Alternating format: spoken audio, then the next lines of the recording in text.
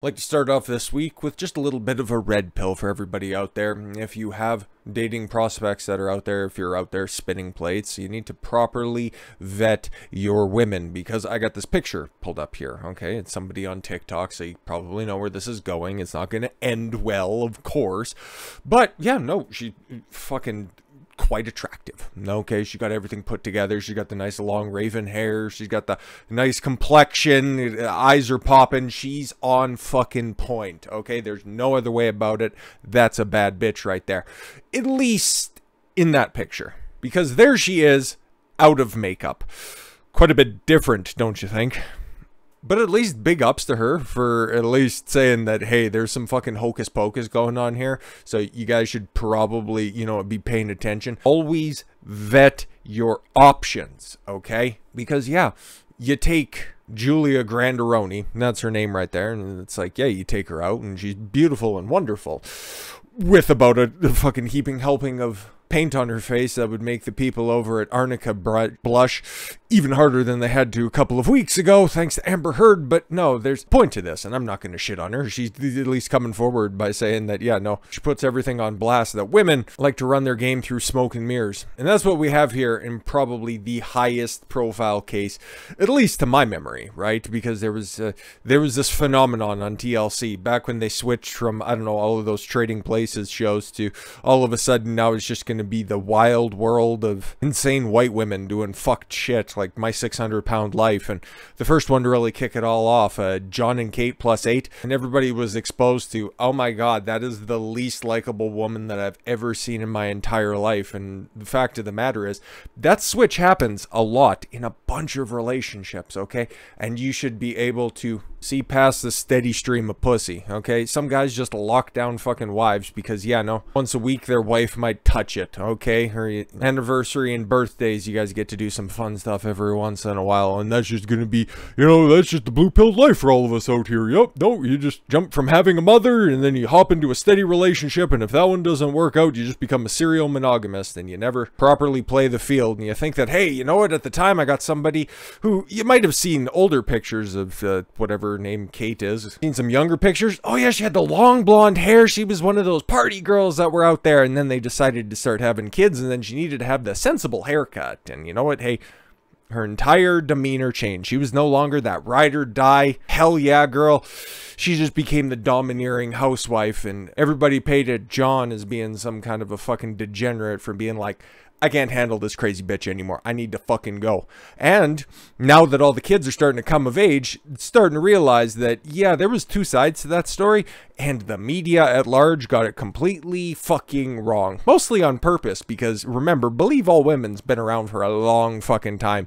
It's just been coming to the head right lately, especially with the Heard Depp trial, which we'll get to later in the day. Now, women are always sugar and spice and everything nice, and it's a man's responsibility. All you need to do is just take on more responsibility, and that's the key to being a good man, and then the woman will just follow on top of that. But then you don't realize that responsibility without authority is simply slavery, and that's what John found out a long fucking time ago. So when he dipped out of that poisonous fucking relationship, it looks like the kids were just left in the wake being like, I wish you could have gone with you, Dad. John and Kate +8 alum John Gosselin had a savage response to Entertainment Tonight's Kevin Frazier. Oh, and he said his ex-wife, Kate Gosselin, damn it, I spoiled the joke, was once one of the most recognizable women in the country. Yep, still is, for the wrong reason.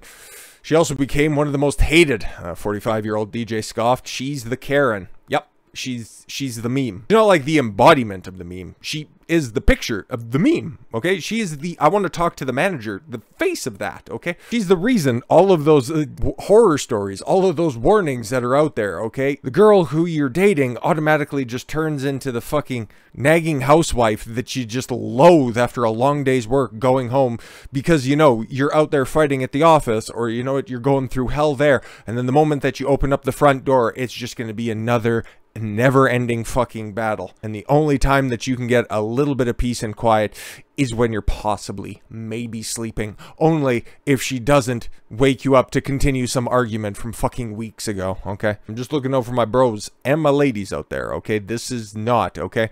All of those fucking stupid books that are out there. Oh, why men love bitches. Men don't love bitches. We don't give a fuck if you're a boss bitch. Oh, look at my degree. Look at how much money I make. Don't give a flying fuck, okay? Because you just take a look at that family right there, okay? When it was all together, right? John, I don't know what he did. I didn't watch the fucking show. I was in my teens at the time, okay? When it was first running. They had 8 fucking kids, right? And he was working. She was staying at home. And then even before the television show, he was able to support the family. So this whole notion that, oh, it needs to be a 2-income household. What about this and what about that? How about you start to parse down your fucking expenses, huh? If you just take a look at how much extraneous spending that you're doing throughout the amalgam of your purchasing habits, you'd be able to cut things off, okay? You'd be able to trim things. You'd be able to live a very profitable, very successful life without all of the excess spending, okay? So this whole idea that the woman needs to pay 50% in the relationship. The men bring a certain thing. They bring the providing, the provisioning, the safety, and the security to the relationship. And the woman brings femininity, nurturing, and box. Hey, that's the fucking way it is. I don't make the facts, I just report them, as a wise man once said. Obviously, Buddy's got some hair plugs because he was fucking losing it back in the cut, but now he's got a, you know, a decent look there at 45, and he's still fucking keeping it down, and really looks like his kid is, most of his kids have really taken his side in this entire situation. John continued, she's the Karen meme. Like, hello. Karen is defined as a pejorative slang term for an obnoxious, angry, entitled, and often racist middle-aged white woman who uses her privilege to get away with police officers or other people's behavior. That's kind of a very different definition than I'd used for a Karen. It's mostly correct. I would just, you know, kind of peel off a couple of the other things, but definitely entitled, angry, and obnoxious, okay? Your prototypical boss bitch, okay?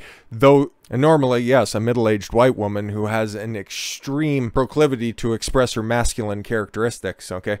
She's abrasive, she's argumentative, she's loud. All of those things that, yeah, could make you very successful in your job, could make you a boss bitch, that are just a major turnoff for guys, okay? We have to deal with that every single day we go to work, okay? That you're hanging around with your guys, okay? If they're quality men, they're going to exhibit those characteristics. You don't want that from your woman. Even the 47-year-old nurse's former signature hairdo, the reverse mullet of blonde, spiky hair, inspired Halloween costumes for people wanting to look like they're asking for the manager. Yes, yes.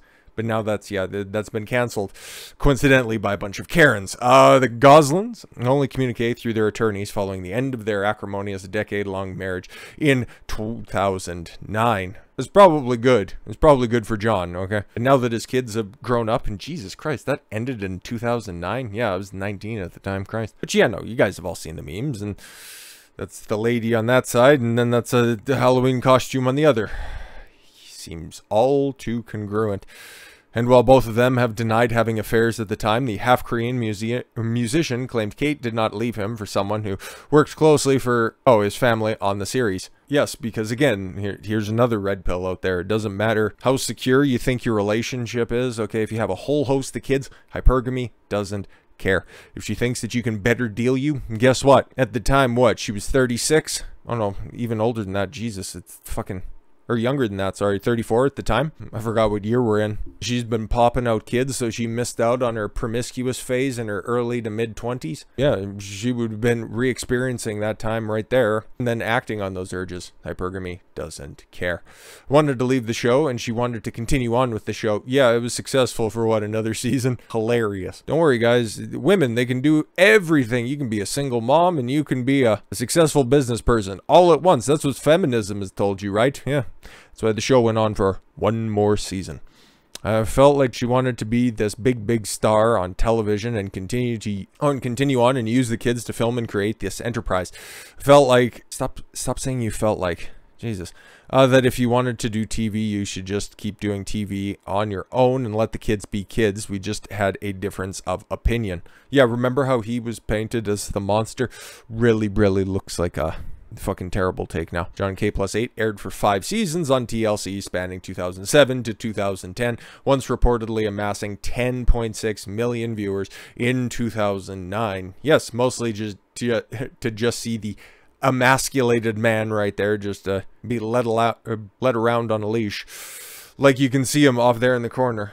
I understand that that's just one screenshot, but boy does he look happy about this situation. But again, you gotta take after the kids first. Your relationship predated your children. It's a fine balance to walk, and I understand. But when you're using it as a crutch to degrade and emasculate your husband in front of the kids, what the fuck are you doing? John was granted full custody of Hannah in 2016 following their son Colin.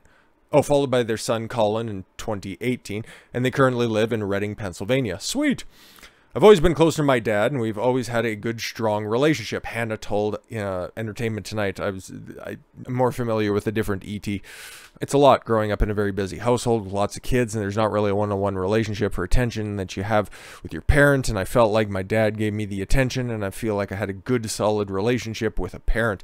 Former child star added, it was a difficult decision leaving my siblings. I did not want to be separated from them or even like live in a different household than them, but I just felt like it was, there was an unfair treatment in my mom's house, and I just wanted to live with my dad. That's the most scathing representation of a normal, traditional, separated household, right? Because normally the mother's always just assumed to get custody, right? She's going to get primary custody, and then the father's going to get, every other weekend and half of the holidays and every other summer vacation. There's more to that statement, but just let that sink in, okay? He was even having, partial custody, and she hated being around her mother. You can see why. It's still on film. Gosselin remains estranged from his other 18-year-old children, Aiden, Alexis, Joel, and Leah in North Carolina, as well as the 21-year-old daughter Madeline and Kara attending college in New York. I feel it's a really poor decision on Kate's part because she alienated me from those kids. That happens so often, and that's a fucking crime. Doesn't get talked about. The constant nagging of the father, okay, when he's not around to defend himself. And the fact of the matter is, they were too young to really understand and grasp the scenario that they're in. I know, I've had friends, okay, growing up, most of my friends come from separated households. Most of them didn't have a father even in the picture. I'm just trying to think. I'm just running it through my head. Most of them were just raised by their mother, and they never ever had a strong father figure. That's why whenever they'd come over to my place and then they'd spend the evening, or we'd have sleepovers, not like that, but I come from a very strong household, and I'm grateful for that. That's why they would gravitate towards my father, because yeah, he was and still is a very strong masculine presence. I can think of 2 friends in particular where this exact scenario is played out. So I think it's a poor parenting decision. This is his words now. I completely agree with the sentiment. It would have been much better if she would have had a more open, if she had been more open with them and explained things better, he added. Maybe they will realize that the truth is, and what has transpired as maturity steps in. Maybe they'll go to discover the truth, and they'll ask Hannah or ask Colin. Yeah, you'd hope so. After turning 18 on Tuesday, all of the sextuplets are now able to access the TLC money they earned as kids, and Hannah is going to use it to pay for my college. Theoretically a good decision, but it depends on what you're going to study and where you're going to go to college. That's another discussion for another day. The aspiring businesswoman, celebrated the milestone by glamming up and bringing 4 of her best friends. Yeah, no, that's all nice stuff, okay? But the rest of that really doesn't matter, okay? And then you got another snapshot of, what's her name, Hannah and John right there. She has a certain type of reverence for her father, you can tell, okay? She's looking at him when he's speaking, even at 18 years old, still seeing him as a stereotypical father, which is great, and it's vastly lacking in today's society. 40% of kids in the United States are born outside of wedlock, just as one point. But now that all the kids are apparently, 18 years old, no more child support. So, hey, that was, since 2009, and they'll apparently stop paying child support in 2012. I'm gonna, again, both parties' attorneys were talking consistently. You got to press X to doubt there was some kind of an agreement there or something, man, because if he was actually liable for back child support, fucking CPS would be knocking down his door on the regular. So is the only group more ruthless than the IRS. So yes, to just wrap this all up and put a nice little bow on top of it, gentlemen, if you don't want to get stuck paying out the ass for the rest of your life, vet your women better. They might look great. Could just be makeup, okay? They could be one thing and then you put a ring on it and then you fucking drop a load in there and then you pop out a kid. She turns into a completely other beast. Got to vet your women properly, okay? And if you find yourself in that situation and you think that if you're just parroting that old hack line, oh, it's cheaper to keep her, what's the price on your soul? Think about that. With all that said, thank you all very much for the gift of your time. I've been Don Consuelo. I want you to follow your gut and get after it. Take care, everyone.